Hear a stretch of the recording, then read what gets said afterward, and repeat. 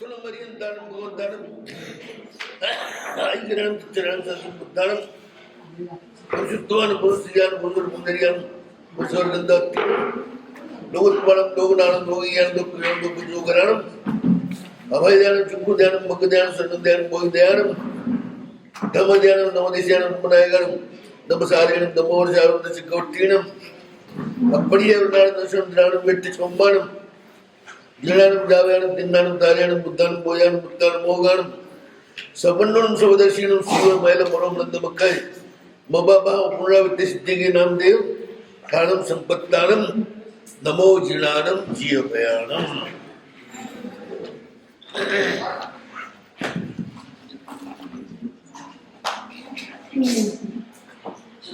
આ ચૈત્યવંદના સૂત્ર. ચૈત્ય એટલે પરમાત્મા શક્તિ અને એની વંદના. મૂર્તિમાં શક્તિની ઈજ છે એટલે એની વંદના. સાધુ કે શ્રાવક ચૈત્ય ગૃહ વગેરે સ્થાનમાં પૂરા પ્રયત્નપૂર્વક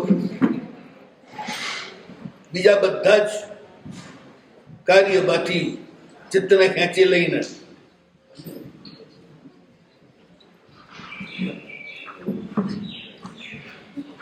અત્યંત ભાવોલ્લાસપૂર્વક યથાસંભવ પરમાત્માની પૂજોપચાર કર્યા પછી શ્રાવક છે ને એટલે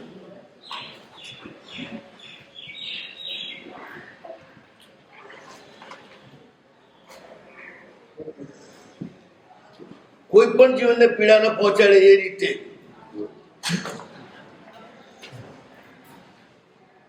જમીનનું નિરીક્ષણ કરી પરમ ગુરુ પરમાત્માએ બતાવેલી ધીપૂર્વક પ્રમાર્જના કરી બંને ઘોડા જમીન ઉપર લગાડી અત્યંત તીવ્ર શુભ પરિણામ એના અતિશયથી જેના રોમે રોમમાં રોમાંચ ખડા થઈ ગયા છે.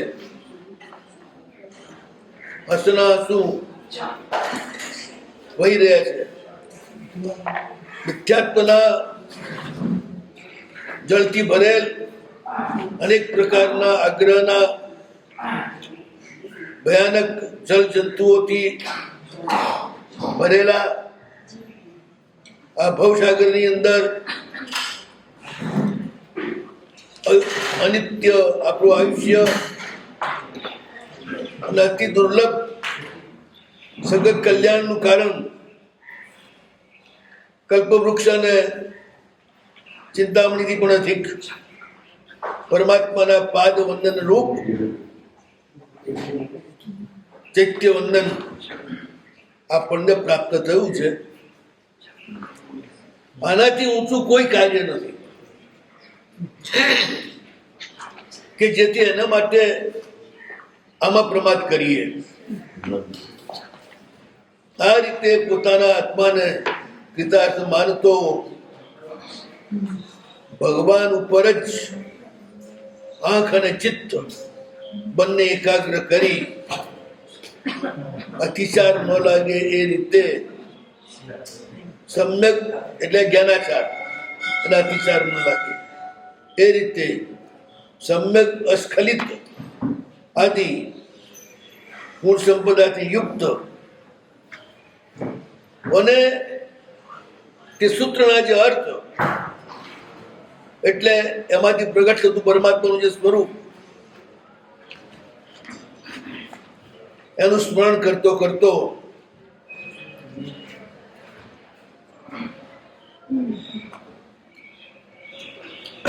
પ્રણિપાત દંડક સૂત્ર એનો પાઠ કરે છે. આ જે સૂત્ર છે નમોત્થુલમ એ પ્રણિપાત દંડક છે. નમોત્થુલમ થી શરૂ થાય ને એટલું એનાથી ચૈત્ય વંદના શરૂ થાય. તો નમોત્થુલમ થી લઈ નમો જીર્ણાનમ જીય ભયાણમ. 32 આલાપક છે. એટલે બોલતા જ્યાં જ્યાં આપણે રોકાઈએ, શબ્દ છૂટા પડે, એવા 32 આલાપક. નમુત્થણમ અર્યંતાણમ ભગવંતાણમ આલાપ્યતે અને ઇતિ આલાપક. જેના દ્વારા, જે ટુકડાઓ દ્વારા આપણે બોલીએ એને કહેવાય આલાપક.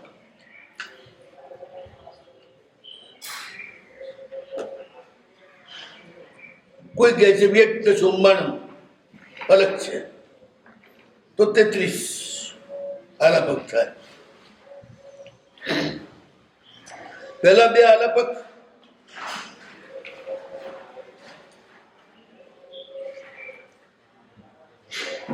એને સ્તોતવ્ય સંપદા કહી છે.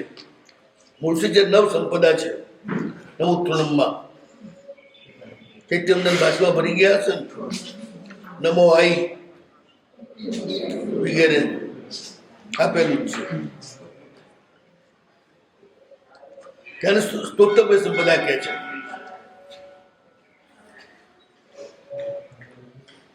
તો અરહંત એ જ સ્તોતવ્ય છે.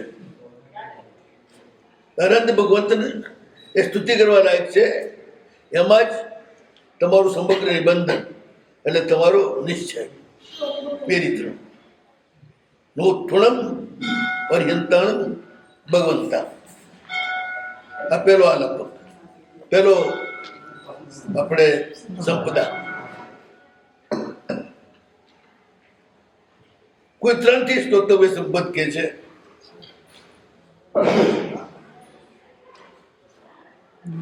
એની પછીની 3 આઈગ્રહણ કિત્તેરાણમ સંબુદ્ધાણમ. એ સ્તોતવ્ય સંપદ એના જ પ્રધાન સાધારણ અસાધારણ રૂપ હેતુ સંપદ છે. એ સ્તોતવ્ય કેમ છે? એની હેતુ સંપદા.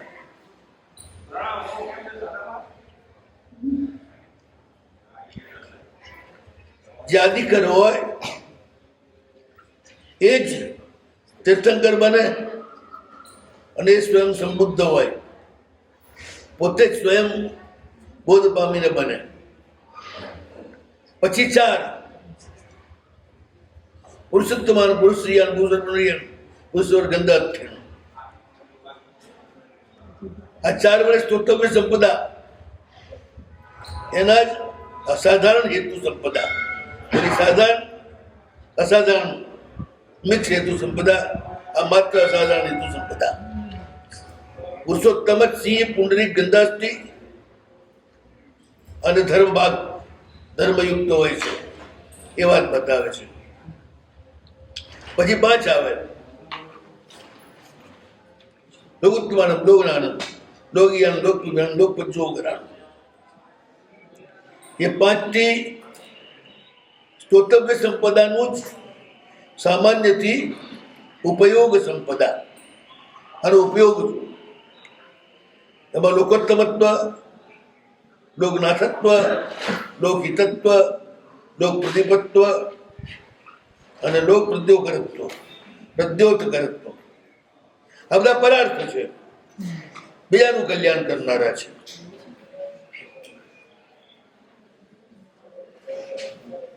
એટલે ઉપયોગ સંપદા, પ્રભુ શું કામના. પછી 5 છે આ ઉપયોગ સંપદા છે, એના હેતુ છે. એ કેમ ઉપયોગી છે? અભયદાન, અભયદાતા છે, ચક્ષુદાતા છે, માર્ગદાતા છે, શરણદાતા છે, બોધિદાતા છે. એના દ્વારા જ પરાર્થની સિદ્ધિ થાય છે અને બીજાના ઉપર ઉપકાર થાય. પછી 5 સ્તોતવ્ય સંપદાના જ વિશેષ ઉપયોગ સંપદા છે. ધર્મદત્વ, ધર્મદેશિકત્વ, ધર્મનાયકત્વ, ધર્મસાર્થિત્વ, ધર્મવર ચતુરંત ચક્રવર્તિત્વ. આ વિશેષ ઉપયોગ સંપદા છે, પેલી ઉપયોગ સંપદા છે. પછી બે સ્તોતવ્ય સંપદાના જ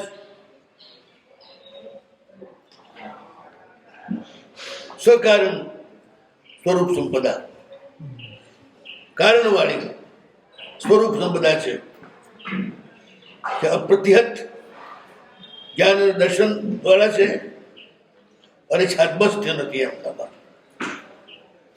આ એમનું કારણ છે, તો જ આ બધું કાર્ય થાય. પછી છેલ્લા ચાર પોતે જેવા છે એવા જ બીજાને પણ બનાવે છે.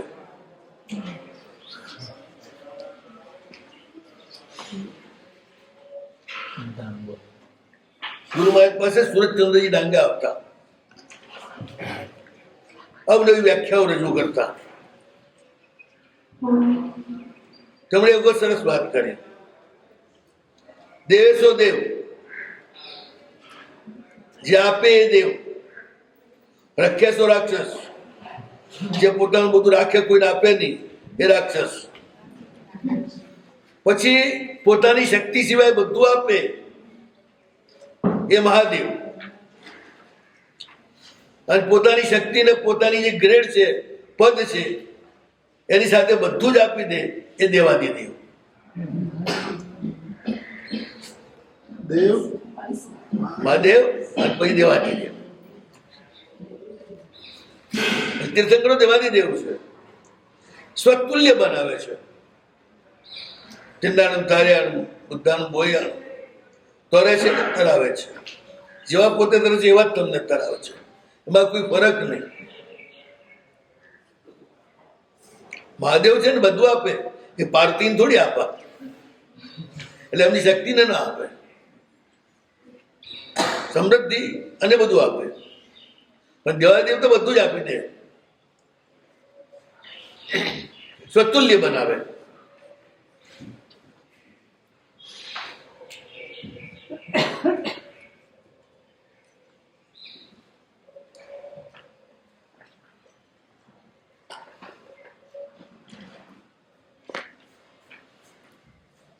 આત્મતુલ્ય પર ફલ કર્તૃત્વ સંપન્ન, જીન જાપકત્વ, તીર્ણતારકત્વ, બુદ્ધ બોધકત્વ, મુક્ત મોક્ષ. છેલ્લી ત્રણ પ્રધાન ગુણ એનો અપરિક્ષય અને પ્રધાન ફળની પ્રાપ્તિ.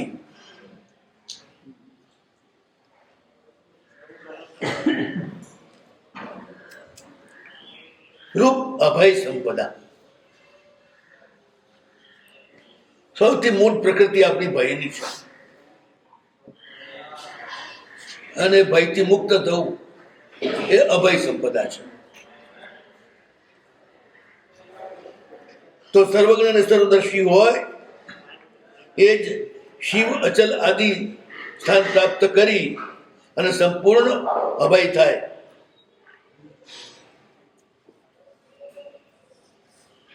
આ રીતે આ નવ સંપદાઓ એના અલગ અલગ સ્વરૂપ છે.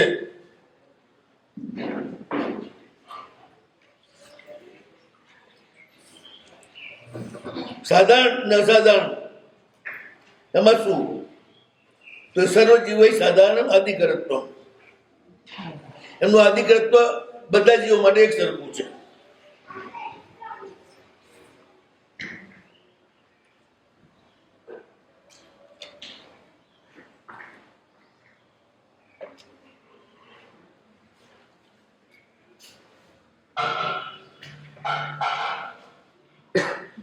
મોક્ષની અપેક્ષાએ આદવ બધા જીવો છે ને જન્મની આદિ કરવા વાળા છે, પરમાત્મા મોક્ષની આદિ કરવા વાળા છે. એ અપેક્ષા આદિ, બાકી તો આદિ બધા કરે છે, જન્મથી જ આદિ કરે ને બધા. એ આદિ અહીંથી લેવાની, મોક્ષની આદિ લેવાની છે. તો આઈ ગ્રહણ એ સાધારણ સંપદા છે. આદિ કરવાવાળા બધા જ છે, એ સાધારણ વાત છે. કોઈ સંસારની આદિ કરવાવાળા છે, કોઈ મુક્તિની આદિ કરવાવાળા છે, બસ. પણ આદિકર છે. જ્યારે તીર્થંકરત્વ અને સ્વયં સંબુદ્ધત્વ આ બે અસાધારણ છે. બીજા કોઈ તીર્થંકર થતા નથી ને બીજા કોઈ સ્વયં સંબુદ્ધ થતા નથી. બાકી બધાએ બુદ્ધ બોધિત.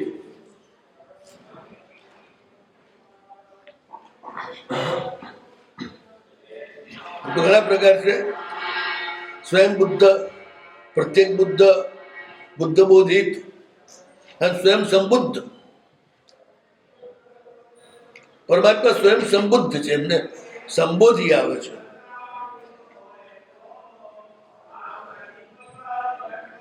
સ્વયં બુદ્ધમાં હું આત્મા છું.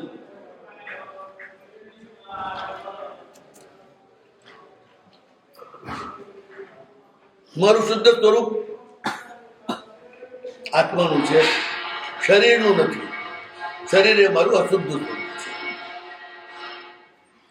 સંબોધિમાં જગતના સર્વ આત્મા એ મારા સ્વરૂપ છે. હું આત્મા છું એ બોધિ, સર્વ આત્માઓ એ મારું સ્વરૂપ છે એ સંબોધ.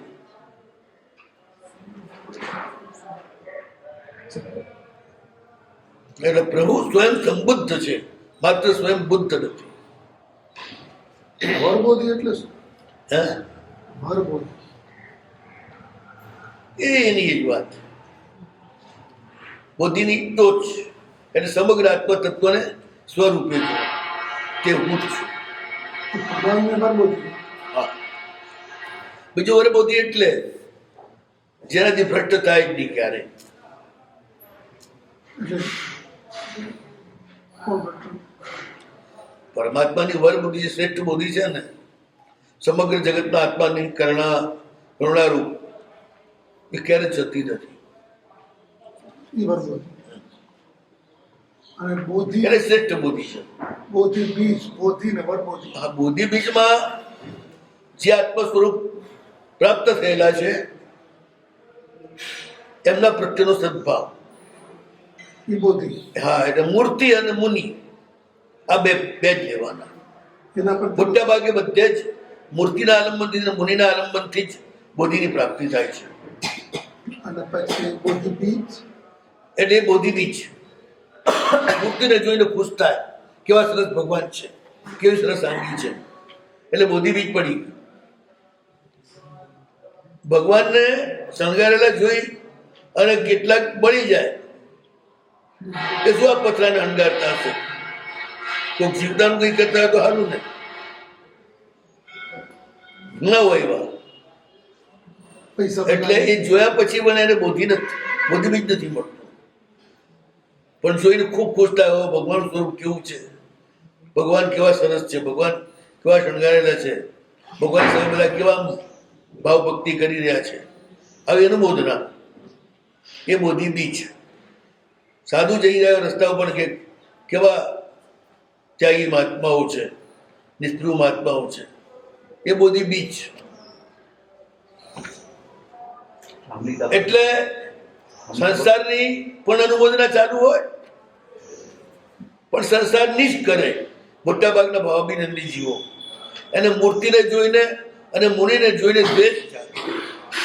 મુનિને જોઈને એમ થાય કે આ મફતનું ખાવાવાળા હરામના હાડકાના ટમાટર બુજારું બાંધી નીકળ્યા છે. મૂર્તિને જોઈને એમ થાય ને આ શું આવા પથરા પાછળ લોકો પૈસા ખર્ચતા હશે. એટલે મૂર્તિમાં પરમાત્મા બુદ્ધિ ના આવે, મુનિમાં મહાત્માની બુદ્ધિ ના આવે.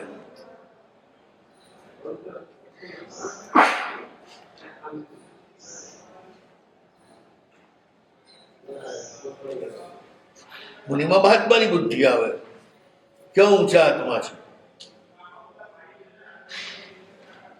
ચોર હોય કે ભાઈ હોય, જે કરતા હોય એમાંય ખુશ રહેતા હોય, પણ આને જોઈને પણ ખુશ થાય. આને જોઈને ખુશ થવું એ જ્યાં સુધી પ્રભુની કરુણા નજર ના થાય ત્યાં સુધી ના થાય ખુશ. મોટા ભાગે ટીકા જ કરે. એટલે બધી બીજ પછી એને ઓળખી એના પ્રત્યેનો ગાઢ અનુરાગ એ બોધી.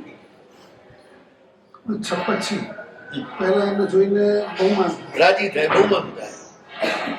અને એ જો કોઈ પણ મુનિના કે કોઈના એવા વર્તન જોઈને પાછું જો અણગમો થાય કે શું આવા નવા હાલી નીકળ્યા છે મારા, તો બોધી બીજ બળી જાય.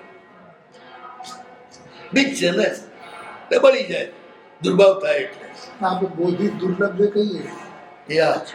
કે આપણી કોઈ પ્રવૃત્તિ જોઈને કે અથવા કોઈ રીતે એટલે પ્રભુનું શાસન એ અતિ દુર્લભ છે મળવું. એટલે મૂર્તિ ને મુનિ બે દ્વારા પ્રભુનું શાસન ચાલે છે. જિનબિંબ જીનાગમ, જીનાગમ એટલે મુનિ, કે મુનિ વિના આગમ ક્યાંથી હોય? આ બે શાસનના જે આધાર છે એના પ્રત્યેનો તીવ્ર સદભાવ આજ સારભૂત છે, આજ જગતમાં શ્રેષ્ઠ છે. આવો સદભાવ એ થઈ ગયું બોધી. પછી એના દોષ જુએ જ નહીં. સદમસ્ત છે ને, દોષ તો હોય એમાં જોવાનું શું?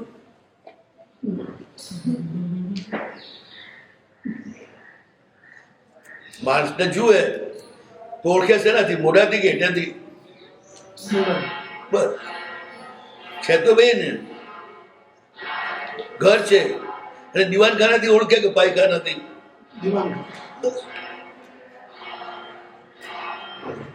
એ રીતે મુનિઓના ગુણ જ જુએ, દોષ ના જુએ. દોષ તો હોય જ, દરેક શરીરમાં મળખાનું હોય જ, અને મોઢું એ હોય, પણ મોઢું જ દેખાય છે. એટલે ગુણ જોવા વાળો જે છે મુખદર્શી છે, દોષ જોવા વાળો જે છે એ મળદર્શી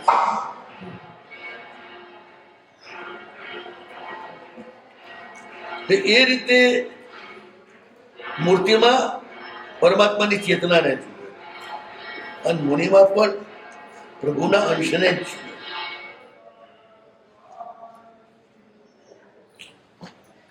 પ્રભુ સ્વરૂપ જ જુએ. નવકારમાં બધાને ભગવાન જ માને છે, સાધુ ભગવાન જ કહીએ ને આપણે. અરહતની ચેતનાના સ્પર્શ વિના એક પણ પરમિષ્ટિ હોય શકે. પરમાત્માની અનંત પરમાત્માની ચેતનાના શક્તિના સ્પર્શ વિના એક પણ પરમિષ્ટિ હોઈ શકે નહીં. મૂળમાં તો પાંચે પરમિષ્ટિ અરહંતના જ અલગ અલગ સ્વરૂપ છે.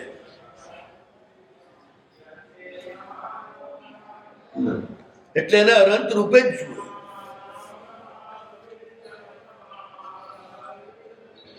જેમ પાંચે કલ્યાણકમાં પણ અરહંત છે, એમ પાંચે પરમિષ્ટિમાં પણ અરહંત છે.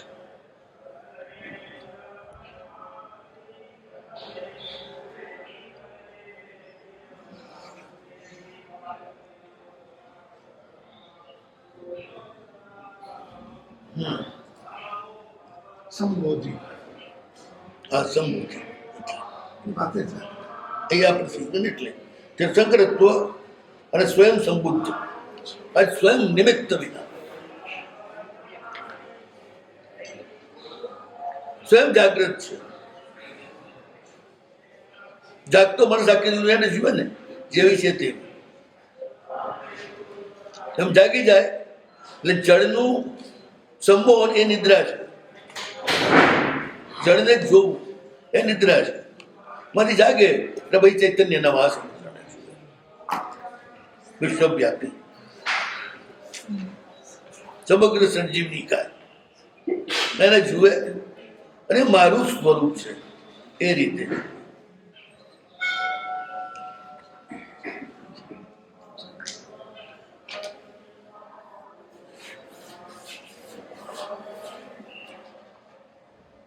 એટલે આ બે અસાધારણ પહેલી જે લખ્યું ને સાધારણ ને અસાધારણ, આદિ કરે સાધારણ, દરેક વ્યક્તિ કઈ આદિ કરનાર હોય જ છે.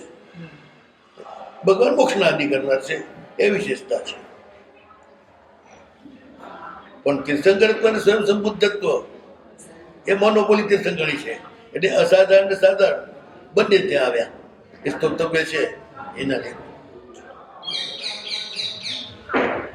પ્રધાન ગુણાપરીક્ષા, પ્રધાન ફલાવાપ્તિ, અભય સંપદા. છેલ્લી અભય સંપદા છે ને એમાં લખ્યું છે પ્રધાન ગુણ અપરીક્ષા અને પ્રધાન ફળની પ્રાપ્તિ. તો પ્રધાન ગુણ કયો? તો સર્વજ્ઞત્વ અને સર્વદર્શિત્વ. બધાને જાણે અને બધાને જુએ.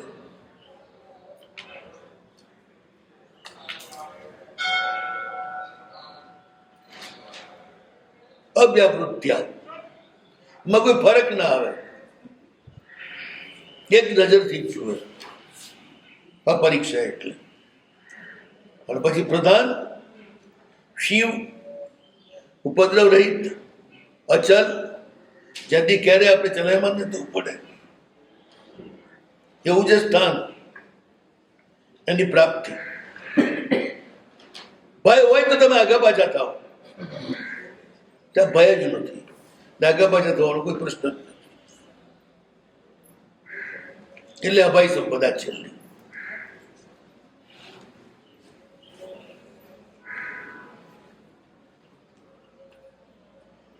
અભય અદ્વેષના ખેડ આ આપણી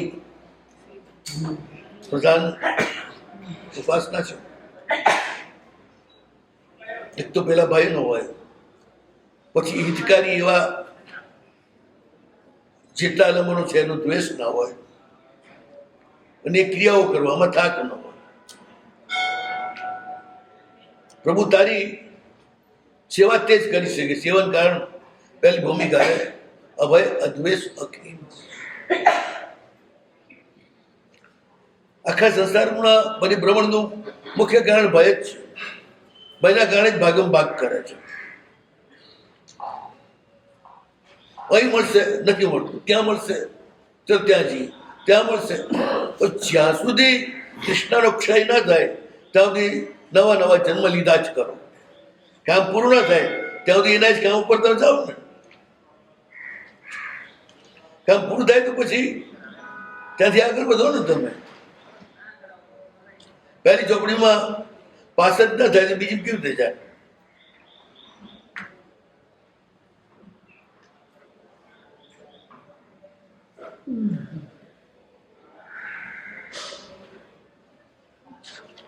તો આ પ્રણિપાત દંડક છે. પ્રગટ્ય નથી પાત. પૂરેપૂરા પડી જવું પરમાત્માના ચરણમાં.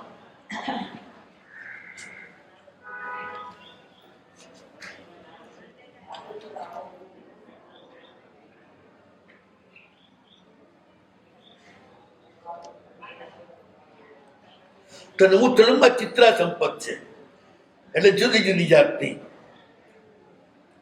સ્તોતવ્ય સંપદ ને, એના સાધારણ સાધારણ હેતુ સંપદ ને, પછી માત્ર સાધારણ હેતુ સંપદ, પાછા એના કારણ, એના હેતુ ને, આ રીતે એક આખી લાઈન છે, ચેઇન છે. એટલા ચિત્રા સંપદ છે. અનેક રંગ બતાવે છે આપણને. અનંત ધર્માત્મક વસ્તુની મુખ્ય વૃત્તિયા. અનંત ધર્માત્મક જે વસ્તુ છે એમાં જે મુખ્ય છે એમાં મુખ્ય વૃત્તિ છે.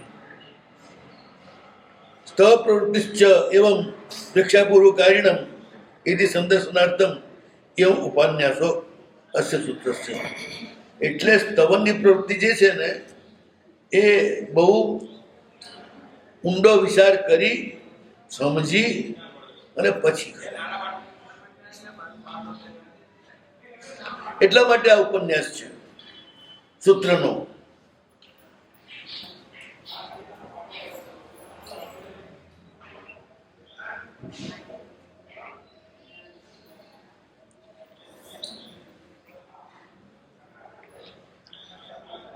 શ્રોતવ્યના જે નિમિત્ત છે એની ઉપલબ્ધિ થાય તો પાછા તેના નિમિત્ત, એ નિમિત્તના નિમિત્ત એની ઉપલબ્ધિ, એના અન્વેષણ થાય. આ પ્રસ્તાવના છે.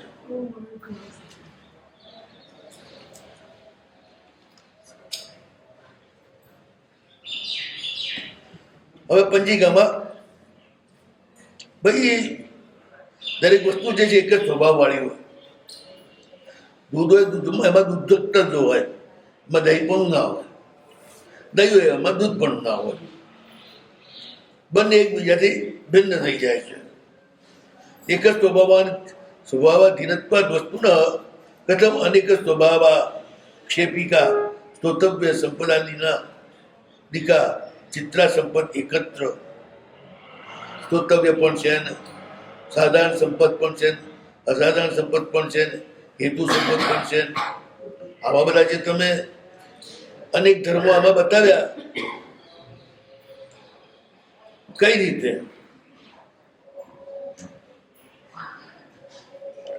ખાલી ઉપચાર છે કે વાસ્તવમાં છે? એટલે એમ છે ચિત્રા, એમ જ કહો છો. સ્તોતવ્ય નિમિત્તોપલબ્ધૌ ઇતિ સ્તોતવ્ય કોણ? અર્હંત તે એવ નિમિત્તમ કર્મકારકત્વાत् સ્તવ ક્રિયા. પ્રભુ જ તમને સ્તવન કરાવે છે, એ જ નિમિત્ત છે.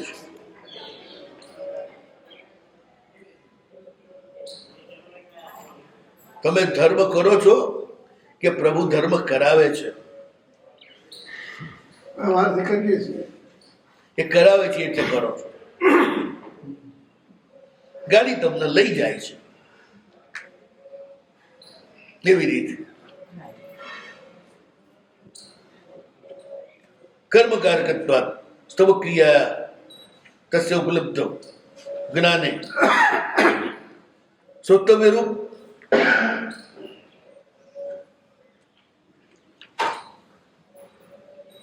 અહર લક્ષણસ્ય નિમિત્તમ આદિકરત્વાદિ આદિ શબ્દાત ઉપયોગાદિ સંગ્રહ તસ્ય અન્વેષણ ઘટનાત ઇતિ.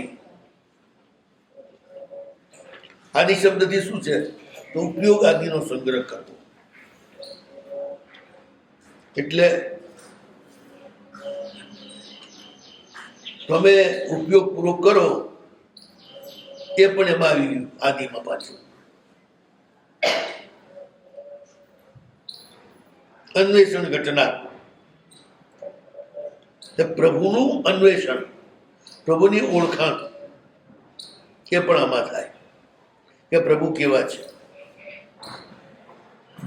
એ કેવા છે જાણો તો જ ભાવ આવે ને, નહીં તો ભાવ સી રીતે આવે? તો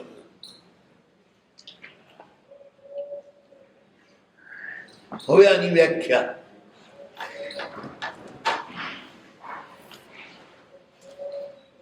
તેનું લક્ષણ તો સંહિતા આદિનું લક્ષણ છે વ્યાખ્યાનું.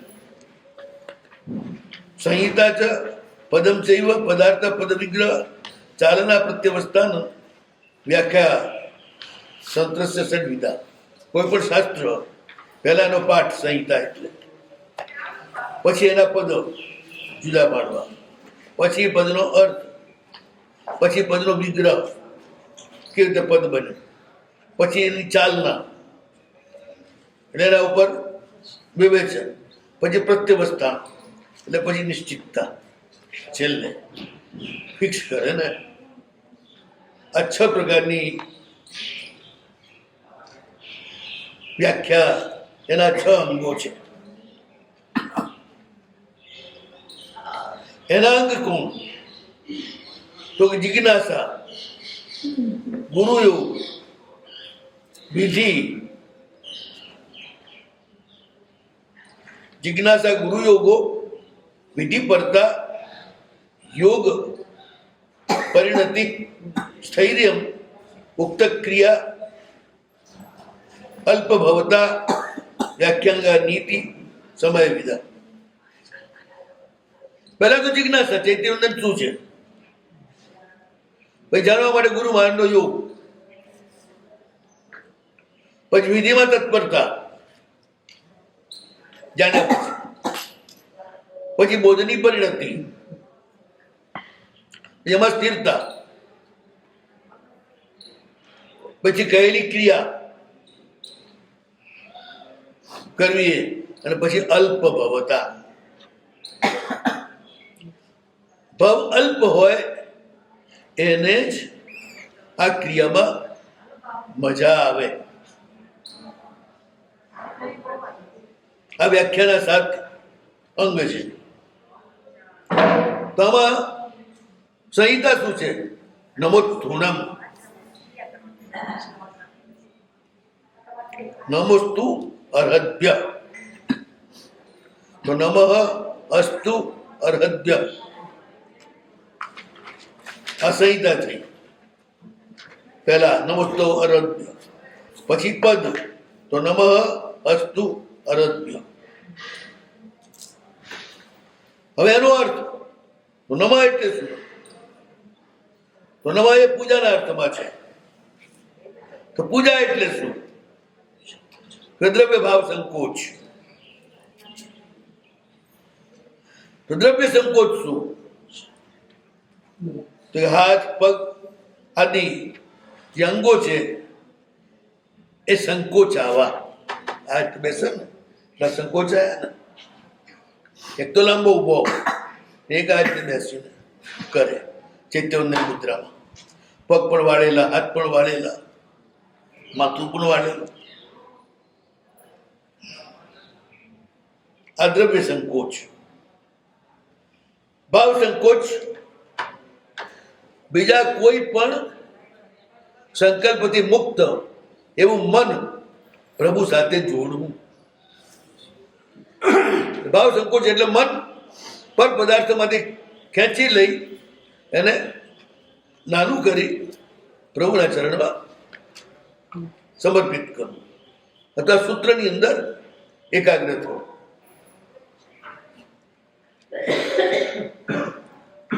અસ્તુ એ પ્રાર્થના છે, એ આજ્ઞાર્થ છે. આમ તો એ પ્રાર્થનામાં પણ વપરાય. અસ્તુ એટલે થાવ.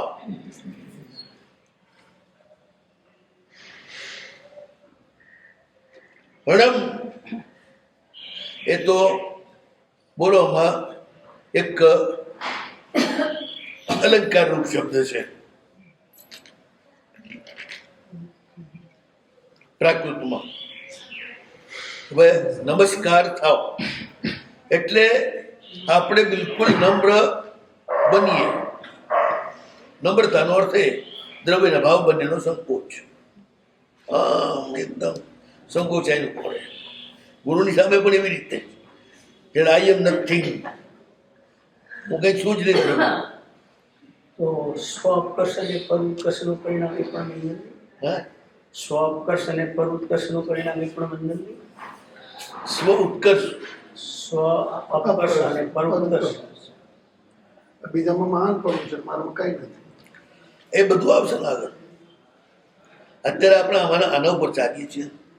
આમાં જેટલી આવે એટલી જ વાત લેવાની. અર્હદ્ય કેવા? તો દેવો પણ જેમની અતિશય પૂજા કરે છે, સર્વોત્કૃષ્ટ પૂજા.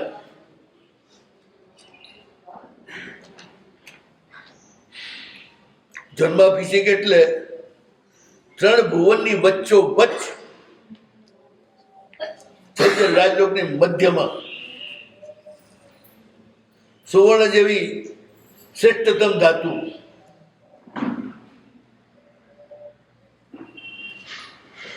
સુવર્ણ છે ને દક્ષિણાવર્ત છે એટલે સર્જન ઉર્જા માની છે.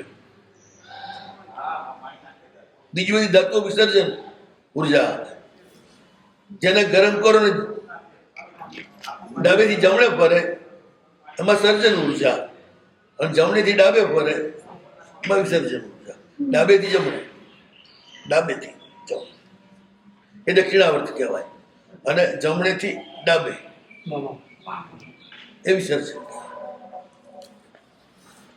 બીજી બધી જાતોમાં એવું જ થાય. હે? બીજી બધી જાતોમાં વામા વર્તા જ. હા મહાવર્ત કહેવાય.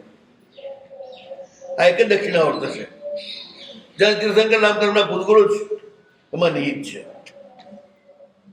એટલે જ એટલું બધું આકર્ષણ છે લોકોને એના ઉપર. તો ચાંદીમાં ચાંદી નથી, નીચે છે. એમાં વામા વર્તાવ છે. બીજા બધા મહાવર્તાઓ એક જ ધાતુ સુવર્ણ એ દક્ષિણાવર્ત છે.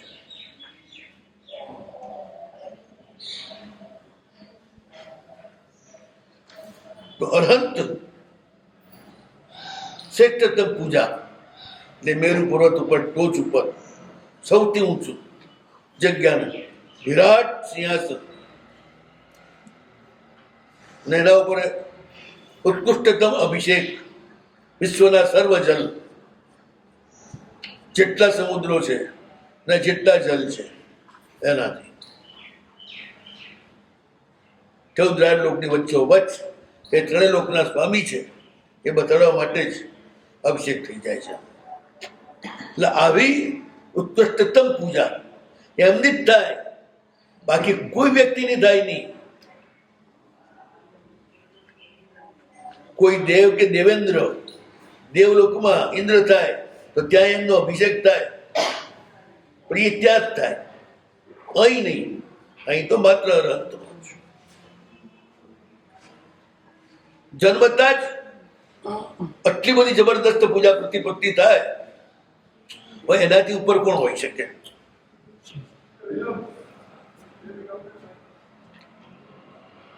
માણસને સર્વશ્રેષ્ઠને જ ગોતે છે, જેથી એના દ્વારા સર્વશ્રેષ્ઠ જ મળે. સર્વશ્રેષ્ઠ તે છે જે પોતાની શ્રેષ્ઠતા પણ આપી દે.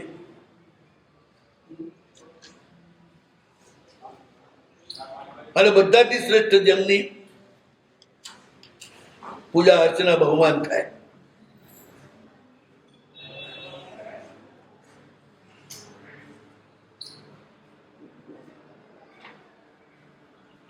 પદ વિગ્રહમાં તો સમાસ વાળા પદો આવે ને તો જ થાય. આમાં નમોત્તુણમ અર્યંતાણમ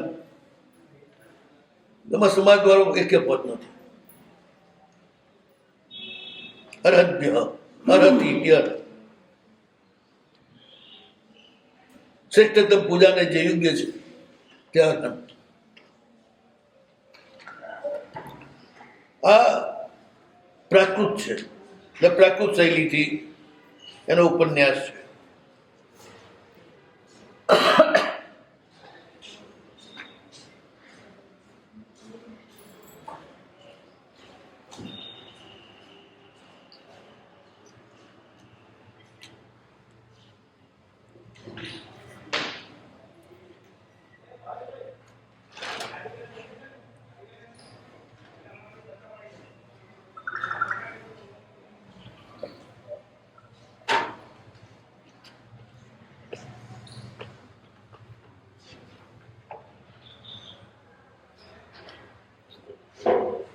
પ્રણમ્ય વાક્ય અલંકાર રૂપે છે.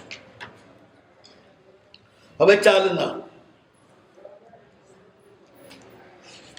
પદ આવ્યો, પહેલા આવ્યું સંહિતા, પછી આવ્યો પદ વિગ્રહ, હવે ચાલના.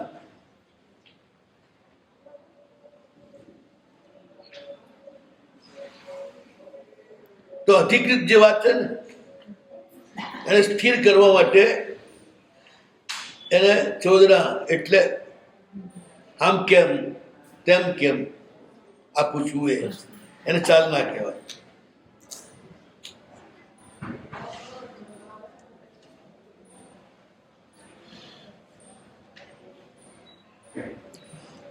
જેમ અમને કયું પૂછી લીધું, અમે જવાબ નથી છે. અસ્તુ એની પ્રાર્થના ન ઈચ્છતે. અસ્તુને તો પ્રાર્થના કેમ કરી?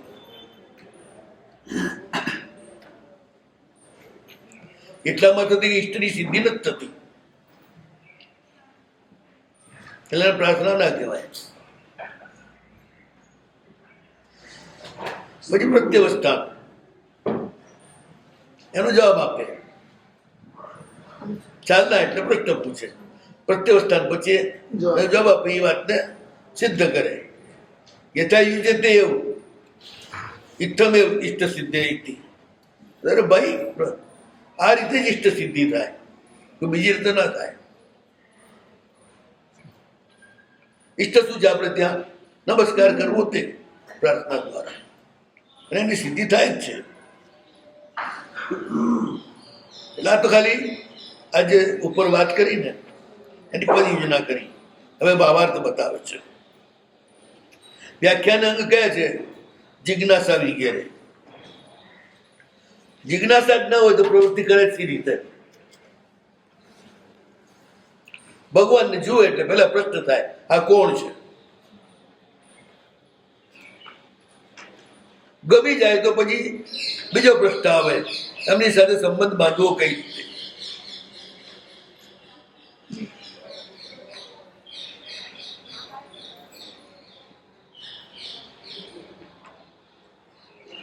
હવે અહીંયા આગળ એ જ કે છે, જિજ્ઞાસા ન હોય તો પ્રવૃત્તિ ન થાય. અથવા તો તત્વ જિજ્ઞાસા. બધા આગમો અને ઉપનિષદો નો પ્રારંભ પ્રશ્નથી થાય છે. શિષ્ય પૂછે છે, ગુરુ જવાબ આપે છે. આગમો પણ જુઓ તો બધા પ્રશ્નો જ છે, પરમાત્માને જવાબ આપે છે. એ રીતે તત્વ પ્રાપ્તિ થાય છે. પણ જિજ્ઞાસા હોય તો પૂછે, જિજ્ઞાસા જ ન હોય તો શું પૂછે? નહીં કે છે કે ભાઈ સૌથી પહેલા તો જો જિજ્ઞાસાની પહેલા શું છે? તો કે ધર્મ પ્રતિ મૂળભૂતા વંદના. ધર્મના મૂળ તો વંદના જ છે.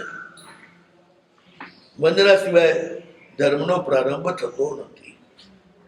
એટલે પ્રત્યેક ક્રિયામાં પહેલું જ ખમાસમનું આપણે આપીએ છીએ, વંદના. ગુણવાનને વંદના કરવી એ સૌથી જરૂરી ક્રિયા છે. તો જ ગુણની પ્રાપ્તિ થાય, નહીં તો ના થાય. જેમ વધારે મુનિઓને વંદના કરો એમ બધું નિર્જરા થાય, કે જેમ ઓછાને વંદના કરો એમ નિર્જરા થાય?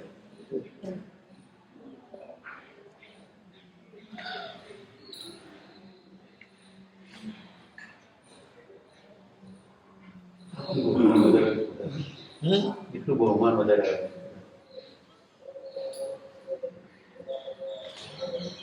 આપણે ત્યાં આનો આગ્રહ બહુ હતો પહેલા.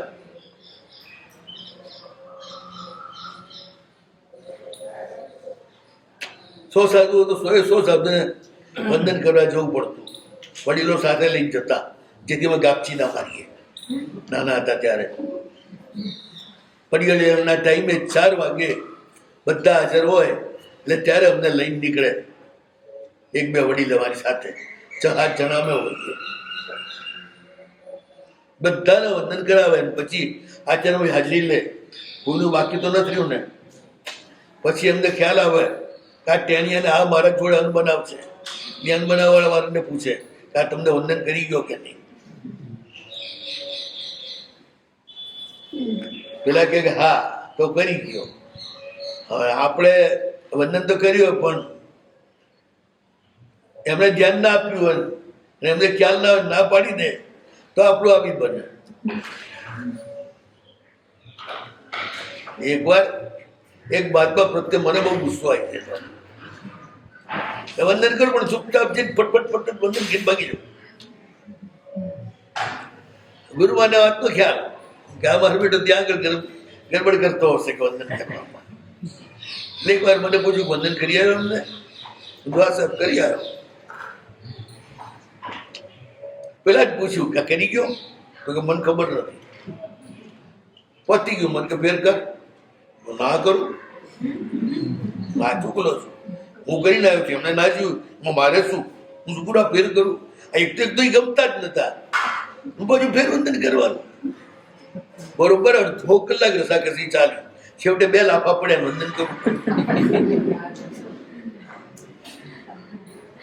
આટલા કડક હતા વડીલો આ બાબતમાં. આ તો ગાપચી કરી તો કર્યું, નહીં તો કઈ નહીં. બહુમાન જ નથી ને કોઈને સાધર્મિક પ્રત્યે. આથી જ ગુણહાનિ થઈ જાય છે. અને ગુણહાનિ થાય એટલે ચિત્તની પ્રસન્નતા જાય.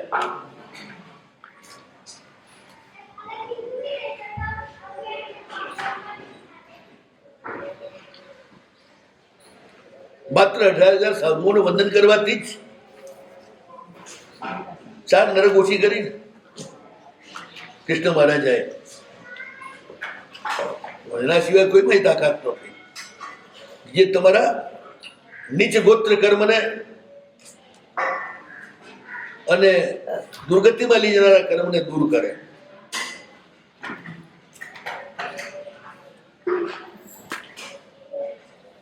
રામચંદ્ર સુરી મહારાજે પાલિતાણામાં 1 પ્રતિમાને 3 ખમાસના દઈ અને વંદન કર્યા હતા.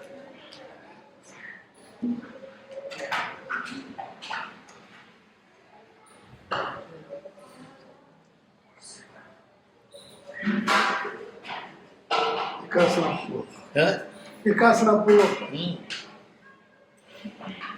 એટલે કેટલું બધું બહુમાન પરમાત્મા પ્રત્યે, ગુણાતીત પ્રત્યે. અને જેટલા રત્નાતીત હતા એમને પણ ગમે તેવા હતા તો અતિ સાચવ્યા. મંગળવીજ અમારા જેમને દીક્ષા આપવા વાળા અને ડોહા બહુ આખા બોલા, બધાની પટ્ટી જ ઉતારતા હોય. અને સમજો ને એના માટે ગમે તેમ આખું બોલતા હોય. એમાં કે રામચંદ્ર સુમાજી બકાતના રહે ને પ્રેમ સુમાજી બકાતના રહે. પણ રામચંદ્ર સુમાજી બધી બાબતો એમની ગૌણ કરીને ઠેઠ સુધી એટલા બધા સાચવ્યા, સગા બાપ કરતા બી વધારે.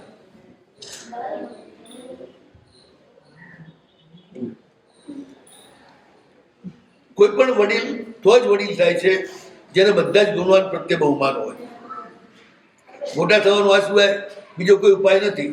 તમે નાના થાવ, બીજને મોટું થવું હોય ને તો જમીનમાં દટાયા સિવાય કોઈ ઉપાય જ નથી. ઠેઠ અંદર જતું રહેવું પડે તો જે બીજ પાછું મોટું વૃક્ષ બને, નહીં તો ના બને. જે બીજ બહાર રહે છે એ સડી જાય છે.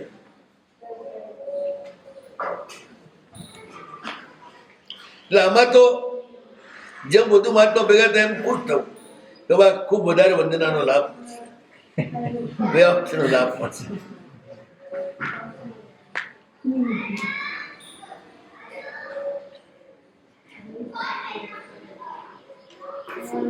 જિજ્ઞાસા. જિજ્ઞાસા એટલે શું? તો આનો મતલબ શું, આનો અર્થ શું, એ જિજ્ઞાસા કહેવાય. જાણવાની ઈચ્છા.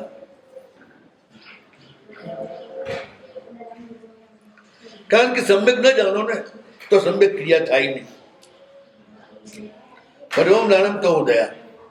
પહેલા સમગ્ર જીવ જગતને જાણો તો પછી તમે જીવની કરી શકો ને દયા. એ તો ના કરી શકો.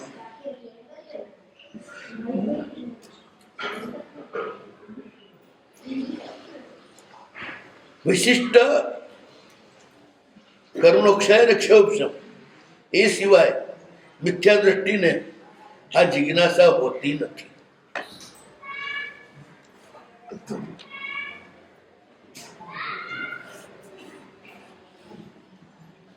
જિજ્ઞાસા વિશિષ્ટ કર્મ ક્ષય એટલે માત્ર જ્ઞાનાવરણીય નહીં, મોહનીયનો પણ ભેગો જોઈએ ક્ષય. જિજ્ઞાસામાં પોતાની ન્યૂનતાને સ્વીકારવાની છે. હું અજ્ઞાન છું એ સ્વીકારો તો જ પૂછી શકો ને. જે કપેલ ઓલ એ શું પૂછે કોઈને? હું બધું જ જાણું છું. એનો કોઈ પ્રશ્ન જ ના હોય. બસ અજ્ઞાનીને પ્રશ્ન હોતો જ નથી. આજ સુધી કોઈ પશુને પ્રશ્ન જોયો છે? કોઈ પશુ પૂછતું નથી, એને પ્રશ્ન હોતો જ નથી.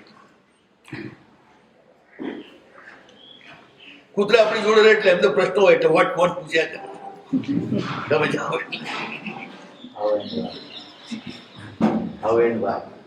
માણસોની જોડે રહે એટલે થોડાક લક્ષણ આવે એટલે તરત પૂછે વોટ કોણ છો તમે?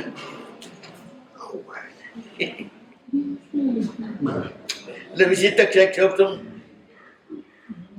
ના નિમિત્તથી આ જિજ્ઞાસા ન અસંભવ દૃષ્ટિ ભવતી. દ્રષ્ટિ સંભિક થવા મળે ને પછી તત્વનો પ્રશ્ન આવે છે, અને કોઈ છાપ નથી હોતી. સ્વદર્શન કે પ્રદર્શન પછી ગુરુ યોગ. જિજ્ઞાસા થયા પછી પણ જવાબ આપનારે મળવા જોઈએ ને. ન મળે ત્યાં સુધી ભટક્યા કરો.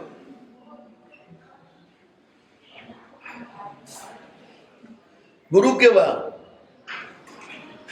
કે જેમનું નામ યથાર્થ હોય, અજ્ઞાનને દૂર કરે એનું નામ ગુરુ. સ્વપર શાસ્ત્રના વેદતા હોય, સમાનું હિત કરવામાં જ જેમનું મન લાગેલું હોય, ગુરુ તે જ થઈ શકે જે પોતાનો સ્વાર્થ ગૌણ કરી સમાનું હિત અને કલ્યાણ એ જ જેમના માટે મુખ્ય હોય. અને એવી વ્યક્તિ જ સામાનો આશય સમજી શકે. જે પોતામાંથી જ બહાર ના આવે એ આમાના મનને શું સમજે? પોતાના જોડણા ચાલતા હોય, શું બીજાનું કરી શકવાના હતા, બીજાના આંસુ લૂછી શકવાના હતા. એટલે ગુરુ થવું હોય તો આટલા સ્વપર શાસ્ત્રના વેદતા, પરહિતમાં નિરત, સામાના આશયને જાણકાર,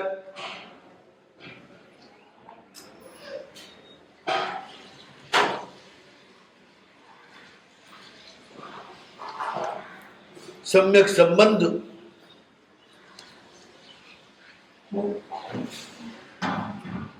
ગુરુનો યોગ એટલે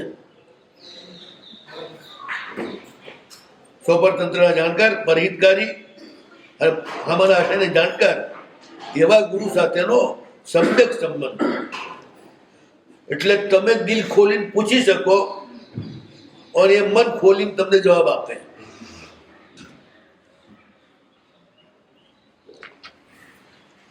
જો આ મેળ ના પડે તો કામ ના થાય. આનાથી ઉલટું હોય તો મન વગરનું વ્યાખ્યાન નથી.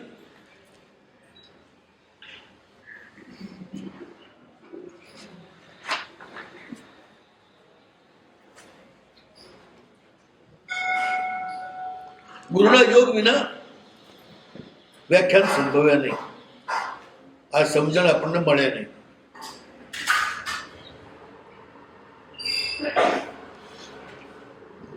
અપક્ષ અને અસ્પર્શનીય એનો સંબંધ કરો તો શું થાય? અનર્થ થાય. એમ અહીંયા પણ અનર્થ થાય.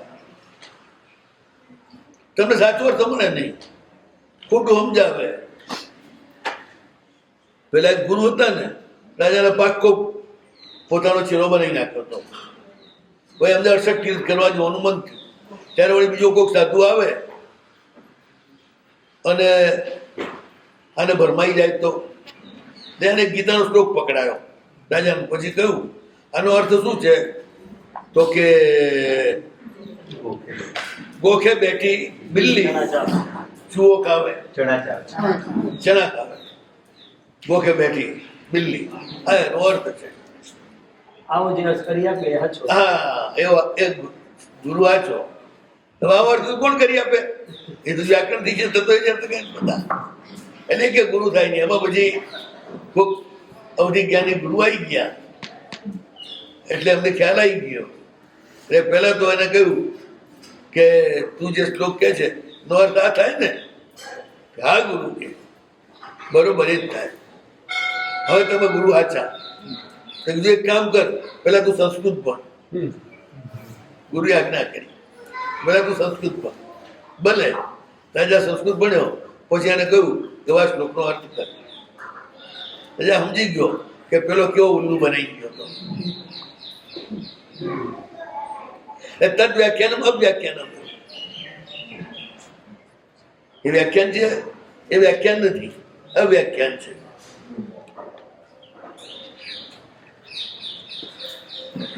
હવે આગળના બધા આજે છે ને પાણીનું નથી એટલે લાગ્યું. પાણી હોત તો છોડી પાણી તો છે. હે પાણી લાવવાનું છે. એ તો પાણી લાવવાના ક્યાં બેઠા જ છે. બસ હવે એક કરી લઈ વિધિ પડતા માછલા માટે માંડવી કરવી, ગુરુનું આસન પાથરવું, સ્થાપનાજી બિરાજમાન કરવા, ત્યાં માંડલી વિસંધ્યા અક્ષ આ વિધિ છે. જ્યારે પણ વાંચના કરવાની હોય ત્યારે ગુરુમાનું સિંહાસન, એના ઉપર આસન, પછી સામે અક્ષ, આ બધું કરે. પછી નાના મોટાના ક્રમ અનુસાર જ બેસે. શું પોતપોતાના ઉચિત આસન અને ક્રિયા કરે. બધા વિક્ષેપનો ત્યાગ, માત્ર આમાં જ ધ્યાન હોય. ઉપયોગ પ્રધાનતા ઇતિ શ્રવણ વિધિ. સાંભળે આ રીતે ગુરુ ઉપયોગ પૂર્વક. એનો હેતુ શું? તો કલ્યાણની પરંપરા. અને એનાથી શું થાય કે આ રીતે વિધિ કરો તો જ જ્ઞાન સમ્યક થાય. કોઈ પણ વસ્તુ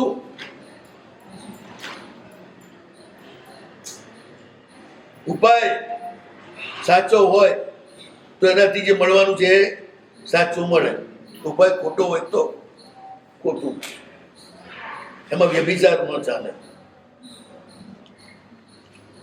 તો તે ન મળે. એટલે વિધિ પૂરેપૂરી વ્યવસ્થિત કરી અને આમાં ચાલે. હવે આગળ બોધ પરિણતિની બધી વાતો છે. નવો સિદ્ધાંત, નવો સિદ્ધાંત, નવો આઈડિયા, નવો વિચાર.